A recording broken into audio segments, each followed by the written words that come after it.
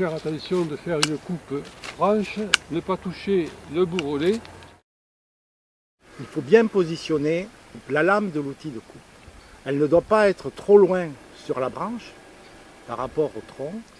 Elle ne doit pas être contre le tronc, mais bien devant le bourrelet. Et votre lame ne doit pas être en biais par rapport à la branche, mais bien perpendiculaire à la branche que vous désirez couper.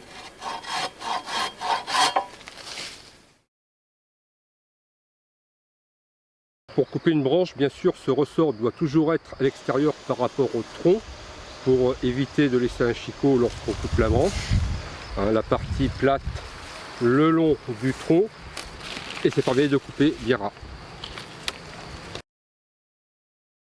Quand vous avez des branches plus grosses à couper, afin d'éviter le risque de déchirement lors de la coupe de celle-ci, déchirement de l'écorce le long de l'arbre lui-même, du tronc, il est préconisé de les couper en 2 fois. Donc à environ 20 cm, vous coupez votre branche. Normalement,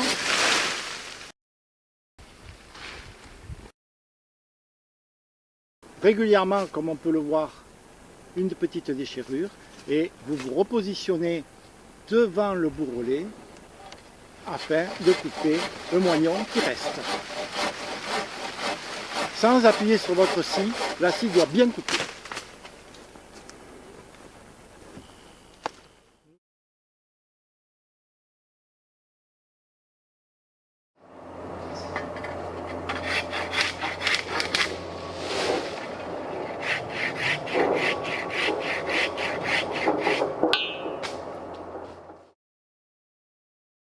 Voilà ce qu'il ne faut pas faire.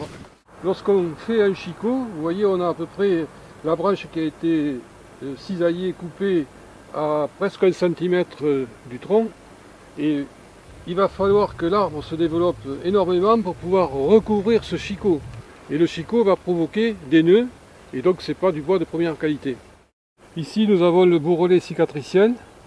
Donc j'ai essayé de ne pas trop l'entamer pour ne pas avoir une plaie trop importante, mais ne pas aussi laisser un résidu de chicot. Effectivement, là on est sur des grosses branches et il faut trouver le juste compromis. Nous travaillons avec des sécateurs électriques parce que c'est beaucoup moins pénible qu'un sécateur à main. C'est beaucoup plus rapide, ça a beaucoup plus de force, ça nous permet de couper des branches de section plus grosses. C'est très léger, c'est maniable. Le risque, c'est la blessure, donc il faut utiliser ces sécateurs avec des gants anti-coupure. Voilà. L'autonomie de ces sécateurs, c'est environ 8 heures de travail, donc tous les soirs, il faut les recharger. Et puis un bon entretien, c'est-à-dire un bon graissage tous les 3 jours. Ça nous permet de couper également des branches d'une section un peu plus grosse qui pourrait se faire à l'aide d'une scie égoïne, mais c'est beaucoup plus rapide. On peut couper beaucoup plus net, beaucoup plus près du tronc, et c'est beaucoup moins fatigant qu'avec une scie. Les lames de scie pour élaguer les arbres ont toutes une courbure. Elle permet de ne pas appuyer sur la scie au moment de la coupe.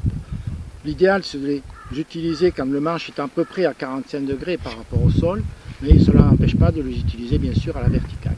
Ensuite, la lame est munie d'un couteau à la base qui vous permet, quand vous sciez, d'aller entailler légèrement l'écorce de façon à ce que ce ne chire pas quand la branche va tomber, d'un côté, et de l'autre, à l'autre extrémité, cet embout permet à la lame de ne pas sortir de la rainure que vous avez fait sur la branche, voilà, ce qui vous évite un double travail.